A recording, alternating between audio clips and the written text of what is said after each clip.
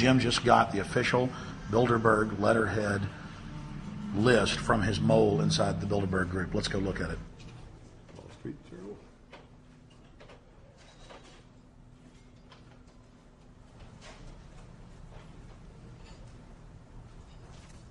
So, Jim, you got the list. Yeah. Did we identify Wolfowitz as being here because he's not on the list? No, we positively identified Wolfenson. Yeah, he's on the list. Yeah, there's Wolfenson right there, James Yep. Wolfenson. But aren't there always people who aren't listed? Yep. Over the years, we've identified like sometimes one, sometimes three people who are not on their own list who have attended. Now, I think what is very difficult for most people to understand is how such a small group of 125 men and a few women control a population base of 6 billion people. Actually, it's much easier than you think. These people work on what I call systemic methodology, meaning that you take a pie, just imagine you take an apple pie and you slice this apple pie into lots of very small pieces, and you put in front of each one of these pieces your man or woman of trust. And by controlling this individual, you control an entire organization. For example, if you take Paul Wolfowitz, who runs the World Bank, through him you can control the entire organization. You don't need to control what the dishwasher or the toilet cleaner thinks or does or believes in. You just need to control what he does and what he believes in. And what he does will permeate the entire organization. And that's how you control, with very, very small power base, an entire global population of 6 billion people. Bilderberg is making great progress toward a world government. They have created a superstate in Europe called the European Union. They're intent on creating a Western Hemisphere Union called the American Union. NAFTA is to be expanded into every country in this hemisphere. As NAFTA expands, it will take on the role of the American Union. And only an educated, informed public can stop them in their tracks.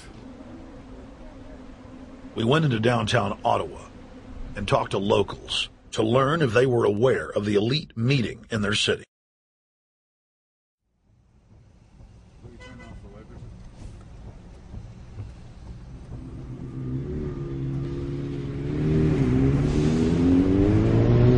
Hey guys, attention just for a second. I just need to tell you that a group just met here in Canada and they're trying to get rid of your sovereignty, merging you with the U.S. and Mexico. See, it's not funny, I'm serious. And your news isn't going to tell you about this. This is deadly serious, so I'm just letting you know and I'm telling you about it. As they say, they are the guys that run the world.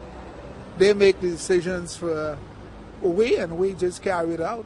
Sir, did you hear about the Bilderberg group meeting here in town, the 120 most elite people in the world? No. Hey, did you know that the elite's meeting here in town right now? Have you heard about it? The 120 crime bosses? None of you heard of it? None of you guys have heard of the Bilderberg group? They're meeting right now. In the city, around 10% of the people were aware of the New World Order agenda. When we traveled to Parliament, close to half of the people we randomly spoke to were informed.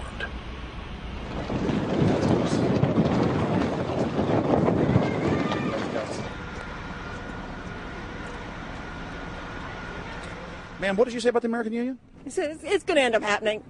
We don't want it, but it's going to happen. Why do you think? Because the Bilderberg Group runs the world. You have the Trilateral Commission that's also part of the Bilderberg, which is the United States, Europe, and Asia. But most of this is public knowledge.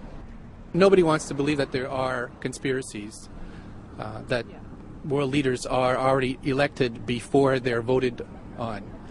So here we know that Bernard Lord is part of the outer circle.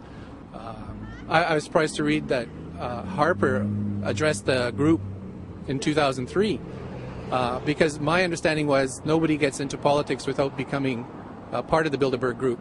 And then you find out afterwards that that is the case, that they have... Well, Bill Clinton went there in 91, George Bush Sr. back in like 85. And Blair, same thing. Who we think that we're electing as leaders have already been pre-picked for us. Whether it's liberal or a conservative, they're already part of the group. They own all the horses in the race. They own the horses, and I understand that, for example, in the United States, it's a one-party system with two factions, though you think it's two different parties. Oh, it is, yeah. So it's like Bill Clinton constantly vacations with the Bushes, and they call him their son, and they actually staged all that in '92, and all that's come out.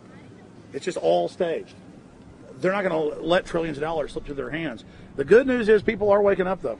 When you read human history, when you study it, all you see is elites trying to dominate, subterfuge, Machiavellian backstabbing, and somehow in the last 50 years they convinced Westerners that the government's fine, can do no wrong, trust them. How did this happen? It's easy to lead sheep. I mean, people just follow. They don't want to believe these things will happen. No way, we'll just follow along with the norm. That's all. It's just makes it easier for everyone. What's your view on losing Canada's sovereignty? I like this country to stay as it is, and I love the United States to be there. Back in Austin, the capital of Texas, the public was frighteningly unaware of the nation's peril.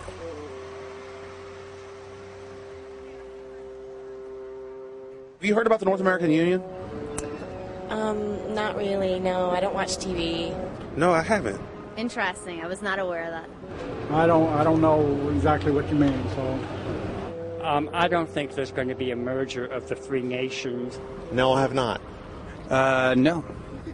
No, I didn't know this was happening, so... Yes, I have. Oh, you have heard about it? Yes. After that big rally that day, don't know about it? I don't know about anything. No, I have not. Have you heard of the European Union? I have, yes. Are you aware of the European Union? Oh, yeah, of course. Have you heard about the European Union? Heard about them. Do you know about the European Union? No. Europe, 15-member group expanding? A what? 15 nations of Europe merging in 2000. Whatever. For over 50 years, the Bilderberg Group constructed the European Union by stealth under the guise of trade deals. Now the elite are using the same secretive program to complete the North American Union. But this time, superstate integration is on the extreme fast track. International agreements like NAFTA, GATT, and APEC were just stepping stones in the formation of the NAU. The North American Union was officially born at Baylor University in Waco, Texas, on March 23, 2005. The leaders of the United States, Mexico, and Canada told the press that they were only meeting to discuss trade. It soon leaked that a secret meeting had been held during the Security and Prosperity Trilateral Summit. The three governments had refused to release the secret agreement to the people. In September of 2006, their treasonous operation was blown wide open. From September 12th to September 14th, in Banff, Canada, hundreds of elected and appointed government leaders from Canada, Mexico, and the United States met in secret. On the last day of the conference, someone inside the secret North American Union Forum leaked the agenda. The front pages of newspapers across Canada carried the story. The Judicial Watch Foundation submitted Freedom of Information Act requests to obtain the full agenda and minutes of the secret assembly. Many federal agencies refused, citing national security. The foundation finally succeeded and did receive thousands of pages of documents. The documents marked unclassified are the blueprints of a shadow government ruling by bureaucratic and executive fiat. The pages chronicle an already operating North American Union. Transportation, law enforcement, agriculture, regulation, banking, manufacturing, construction, education, immigration, and even the military are being merged with no input from the people or their elected representatives in Congress and Parliament. One of the first items on their agenda was to stress how important it was that their plan, quote, be carried out by stealth.